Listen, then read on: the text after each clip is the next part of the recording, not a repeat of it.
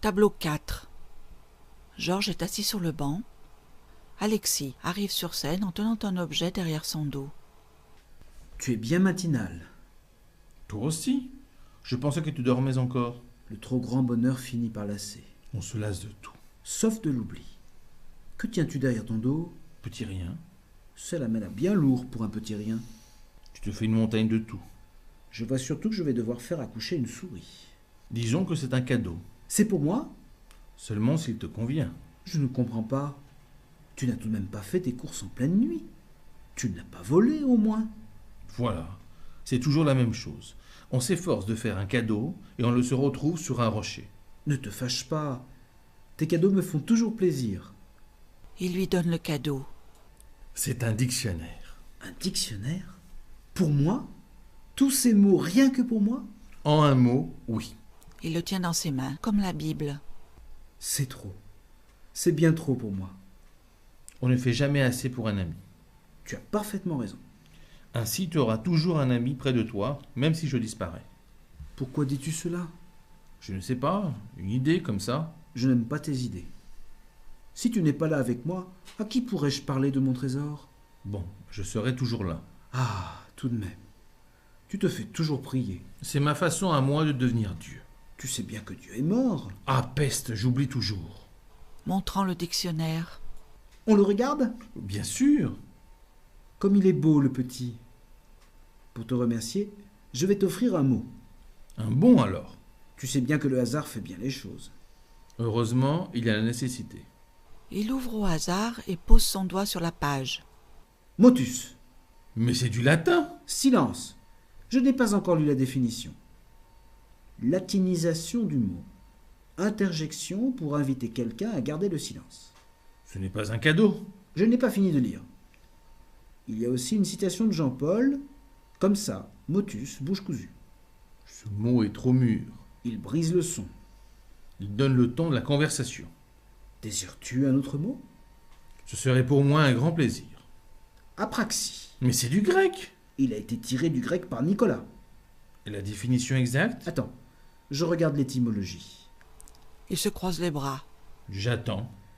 Incapacité d'effectuer des mouvements volontaires adaptés à un but, alors que les fonctions motrices et sensorielles sont normales. À l'instar d'un pantin. Ou d'un personnage d'une pièce sans acte. Le mot est lâché. Il ne te plaît pas, mon mot? Au contraire, il nous donne l'occasion de tester notre vie.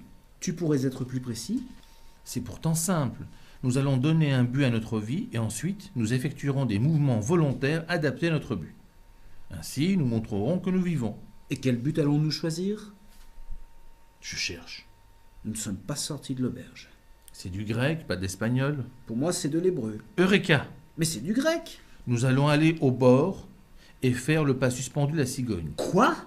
Tu parles d'un but. C'est une expérience de pensée. C'est lumineux. Suis-moi, tu vas voir. Ils s'avancent à pas lents au bord de la Seine. Georges mime Alexis. Arrivés au bord, ils avancent le pied droit dans le vide. Et voilà, nous avons réussi. Quoi donc? Nous avons réussi à atteindre notre but. Nous vivons. Georges s'assoit sur le bord. Je ne suis pas convaincu. Mais pourquoi? Tout cela était prévisible par l'auteur. Tu crois? Je n'y avais pas pensé. On ne peut pas penser à tout. C'est bien dommage. C'est comme ça. C'est incompréhensible.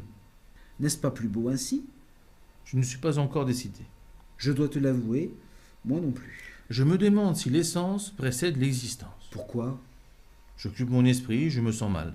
Nous devrions consulter le dictionnaire. Sans doute, c'est le remède aux mots. Il s'assoit. Georges lui passe le dictionnaire. Alexis l'ouvre au hasard. Solipsisme. Très intéressant. Tu connais? Non, justement, j'aime apprendre. Théorie d'après laquelle il n'y aurait pour le sujet pensant d'autre réalité que lui-même. Cette fois, c'est grave. Je le crois aussi. Cela devient complexe. Ce n'est pas forcément un mal, C'est vrai, c'est juste un mot. mais quel mot! Il a de l'allure. Voici notre but. Comprendre ce mot. J'aime mieux ça. Enfin du positif. Bon, alors pensons. C'est parti. Ils se mettent tous les deux en position du penseur de Rodin. Ils pensent. Après quelques instants, qu'ils semblent une éternité. Comme c'est inconfortable. Le trop grand confort tue la pensée. Je me tue à le dire. Alors ne dis plus rien. C'est difficile de penser sans mots. Tu penses bien sans écrit. C'est vrai. Mais tout de même, C'est dur de penser sans parler. C'est indicible. Georges fait oui de la tête. Le problème, c'est de penser à deux. Et surtout pour étudier le mot solipsisme. C'est remarquable. C'est énorme. En effet, si nous sommes tous les deux des sujets pensants, alors nous n'existons pas dans la même réalité. Chacun a sa réalité. Nous devrions les comparer. Elle est comment ta réalité? Elle dépasse la fiction. La mienne se prend pour un désir. Sois réaliste, tu demandes l'impossible. J'essaye juste de comprendre. C'est le plus difficile. Ta réalité est-elle imaginée?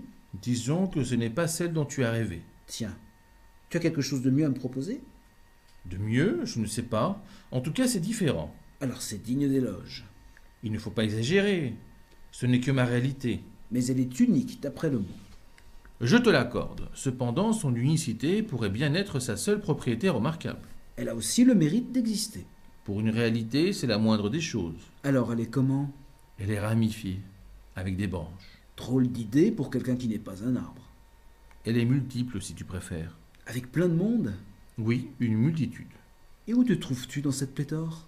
Ici, dans ce parc, assis sur un banc à côté de toi. C'est extraordinaire comme coïncidence. Moi aussi, je suis ici, dans ce parc, assis sur un banc, à côté de toi. Nos réalités se confondent. Je suis heureux de partager ce moment avec toi. Moi aussi, Georges. Moi aussi. J'entends comme une musique. Tu dois rêver. Mais non, je t'assure, j'entends de la musique. Qui pourrait bien jouer de la musique dans un parc? Je n'en ai aucune idée. Pourtant, elle est omniprésente. C'est étrange. Je n'entends rien. C'est normal, tu n'entends que les mots. Je ne suis à l'écoute que de la souffrance. Tu avais raison. La pensée sans parole, ça existe. Enfin de la reconnaissance. Et c'est quel genre de musique? C'est insoutenable. C'est un peu léger tout de même. Je n'entends que le silence. C'est peut-être de la musique de John? Il n'y a que lui pour oser cela. Georges se bouchant les oreilles. C'est inhumain. Qu'as-tu, Georges? Ça ne va pas? C'est très beau. Cela en devient insupportable. Nous ne sommes plus habitués à la beauté. Le touchant de sa main. Ne t'inquiète pas, la laideur reprendra vite le dessus. C'est ignoble. Je le sais bien, cependant la beauté sans la bonté est une trop grande souffrance pour l'homme. Nous sommes humains, trop humains. La musique s'arrête brusquement. Je n'entends plus rien. Tu vois, c'est passé. Je te l'avais bien dit. Qui a osé? De quoi parles-tu? Qui a osé me voler la beauté? Alexis montre le ciel. Tu crois que c'est lui? Mais non, tu sais bien. C'est vrai qu'il n'est plus. Mais alors? Georges se lève et court dans tous les sens. Au voleur! Au voleur! Chut! Georges s'arrête. Qu'y a-t-il? Alexis, en montrant le public. Ils nous regardent. Et alors? Ils vont finir par se moquer de nous.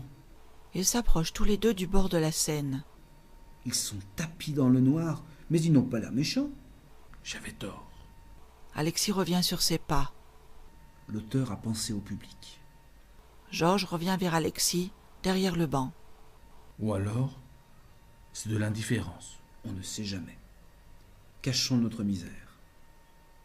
Il se cache derrière le banc. Noir.